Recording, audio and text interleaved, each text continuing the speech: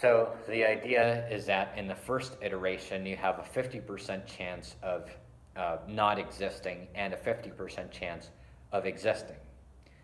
The issue with that is that it ignores discussions about personal identity, which are strictly physicalist in nature. So if you are strictly a physicalist, it is the case that identity is not something which is tagged onto a brain. It is not the case that when you go into a box, you will find yourself alive half of the time and absolutely obliterated the other half. The reason for this is because consciousness is not a brain, which is like a particle which has a persistent identity which moves, as per Newtonian mechanics.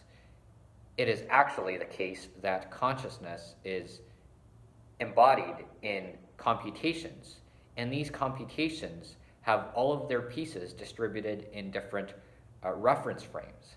So they're already part of an eternal object, in which case you are that which experiences itself within that some physical structure. So you could be, some elephant, and you could be some person who woke up this morning, and you could be some other person who is going to sleep at the same time. And you are all these people, in fact, and beings all across the multiverse. So think about it for a moment. And let me be clear, this is the strictly physicalist view. This is not a something which adds on to the physical picture. This is something that reduces any other extra assumption from the physical description of reality.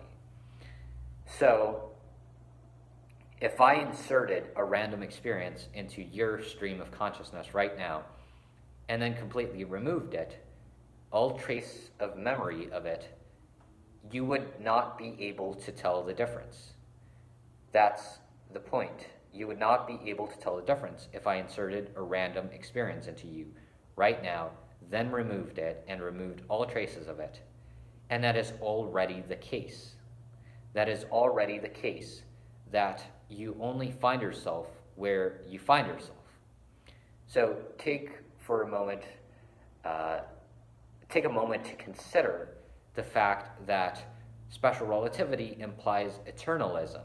And under eternalism, the entire future already happened, the past already happened, everything is just there.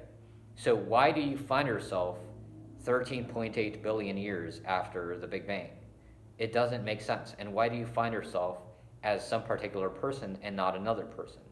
Why do you find yourself every time, out of all possible branchings of your clones, in other words, people who are very similar to you, why do you find yourself in one as opposed to the other, when in fact the Schrödinger equation says nothing about a sort of collapse situation occurring anywhere? It just describes a superposition. So what is it that accounts for finding yourself in one reality or another? Well, the physicalist answer would be, you actually do find yourself in both. You actually find yourself everywhere, anywhere.